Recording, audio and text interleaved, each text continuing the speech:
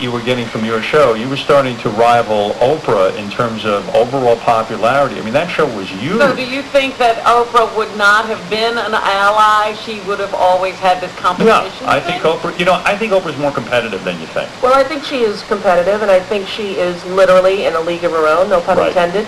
This is a meteoric kind of talent that comes around once a generation. The worst thing that ever happened to me in my career was being compared or in competition with her. Because I in no way wanted to do that, and I don't think it's justified. And, but when Newsweek had me as the Queen of Nice, in the summer, she was on hiatus, and when she came back, the first thing she said on TV was, a lot of people have been calling themselves the Queen of things lately, but, here's the Queen. And I was like, oh, no. You didn't write that. Oh, no, here we go. Like, But you really weren't competing with her. No, and I also think, how could you put me in competition with a woman who I so identified with? Any woman, feminist. Here's a black woman who was raped as a child, who was overweight, who succeeded in spite of dire poverty to come on to be the most powerful woman in TV, Oprah is different than you. Oprah has a hunger that you don't have. Now, I'll give you an example, because Oprah can't say no to any deal. Oprah's got to deal with XM, Oprah's got the TV show, Oprah's got to have the magazine, Oprah's got to have.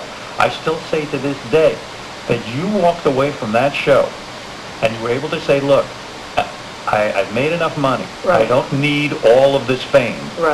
Is mind-blowing to me. That's the difference between you and Oprah.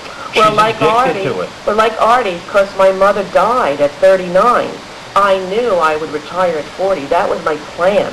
Right. I was going to be done at 40. I was going to have as many kids as I could before that, as I could afford, as I could take care of, and then I was going to retire to be home with them. What do you think it is having so many kids? Do you think that you're just trying to create the family you never could have and be the...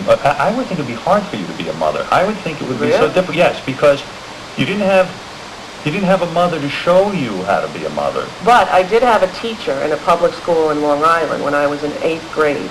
When 7th grade, you switch schools. Right. In 7th grade, I was in my class, and this teacher said, where's your mother? I'm going to call her. You didn't do your homework. And I didn't answer. So I didn't know how to say it. I hadn't said she was dead. I didn't know how to... And he kept saying it, and some of the kids who went to my elementary school, started whispering, and I ran away from the school.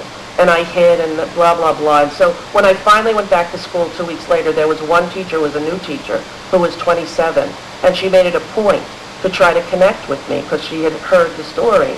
And she really did become my mother. She took me to get my first bra. She told me about everything that a girl needed to know about. She got me assigned to her 8th period study hall, just me and her. And for the first 6 months, I wouldn't talk to her. And she just sat there correcting papers, and she'd say, did you see Welcome Back, Kotter last night? And I'd be like, yeah. And she, and I wouldn't talk to her because I had, guard up against her. And she became my mother. And do you speak to her still to this day? Okay, here it comes. It's very sad. She died 5 years ago of breast cancer. Wow. 2 mothers, same disease. Unbelievable. Yeah. So she has 2 children, Jesse and Alex. Both of them have a child now. Right. And so it's like I have grandchildren in a way, or, But are you careful with your own kids to make sure that you don't let them in on all your sadness? In other words, do you sit and tell them the stories of what it was like for you without a mother? Do you tell them about your depression? Yes, I do. You do? Yes. I tell them everything. Don't you think that makes them afraid? That Howard's mother Yes. was a woman who lost her mother early. Wow. At 9. And was basically her and her sister sort of raising themselves. And he heard the stories of the devastation of their lives because of that. And it's made me very sad. Yes. Well, in fact, I can barely listen to what you're saying because, it's making me upset. I understand. But the thing is, when you take in a mother's sadness, yes, it's unbearable. Right. Now, here's one thing I have to say. Since I left my show, I have an art studio. That's a whole house. It's not it's big as this room. And there you can paint on the walls, on the floor, on the canvas. There's music blasting all the time. And the children spend the time with me in there happily. Right? And my son, who's now 14, when I'll say something to him like, or Chelsea, my daughter, like, I'm funny, so that helps, right? So my daughter will say, I can't believe, you're not letting me go to the mall with so-and-so, and I'll say, well, you know what, Chelsea, when I was your age, my mother was dead. Do you hear me? Dead. And she'll go, yeah, I know, Mom, it's a sob story. So it's talked about So it's because humorous. it's always humorous, and anything they say, Sounds like a fun house. it is. Yeah, Anything really. they're allowed to say, any feeling they have. So my So daughter... that's good. My daughter, who's 5, said to me, because sometimes when I am depressed and painting, I listen to Joni Mitchell, who, if there was a... Oh, Boy, my oh, God. boy, All right, yeah. if there That makes me was... want to kill myself. Well, that's what Kelly says. She Yes. calls it suicide music. It is. I Okay. used to listen to Joni Mitchell in college when I was feeling depressed. Oh, once when I then was depressed, I decided to listen to Joni Mitchell. I almost drove off a bridge. Yeah. Okay, now, unlike that, for me, it's like mother's milk. Really? I listen to her. I can quote any lyric she's ever written. I think if there was a cult you could belong to, a Joni Mitchell cult, I would join it. I would drink the Joni Mitchell Kool-Aid. To me, the fact that this woman survives and is able to articulate the kind of pain that I live with constantly and is an artist in the world and sharing and living inspires me. But my baby daughter said to me, Mommy, why do you only listen to sad songs? Right. And I said, do you think this is sad song? She's 5 at the time. She goes, yeah. And I said, okay, what do you want to listen to? And she said, Black Eyed Peas, Right. So then the Black Eyed Peas, because for 2 years, 3 years, all I listened to was Eminem and Joni Mitchell. I was furious and I was sad. Right when I left my show, it was 2 years of only Eminem and Joni. But you've said something I think that's key. Even though you're a mother with a lot of sadness, Yeah. you said you allow your kids to express their feelings. Now, I know growing up, I felt with a mother who was had a very sad life, that I wasn't worthy to express my own feelings because she had such a horrible life Right. that I did everything in the service of Well, my you mother. weren't in a Yeah. playroom either. Are you the No. oldest? No, I'm the youngest. Okay. And I did, Can I tell you something? Your mother didn't love you the most. my mother did.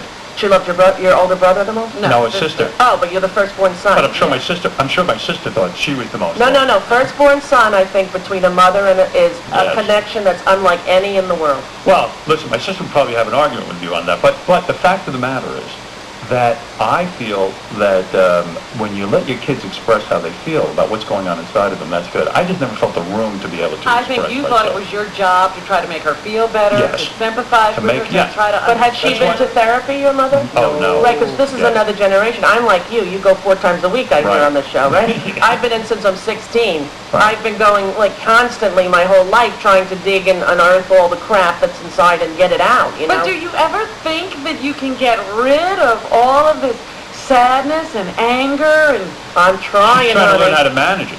Exactly. But I'm saying, managing it is not any good. You've got to release it. You've got to get rid of it. Well, I'm halfway through the Quivers book because I'm going through the whole, literally, Stern Library. No, that's I am. the one that'll put you under. Well, that's my point is that I know you had weight issues. You're gorgeous, beautiful now. You're doing yoga. I listen to and I think to myself, okay, there's somebody who got through it and came out the other end, I hope that I'm one of those people who can do it and go at the other end. But I think that, the benefit of living with a mother who's depressed, who understands why, who's trying to manage it and verbalize it, is it allows the children to verbalize theirs. Yeah, I think that's a different story. Well, I think, and I said that to Howard too, that I think the greatest gift you can give your children is to let them see you working through Yes. something. Right. Yeah. So you've lost weight. Yes.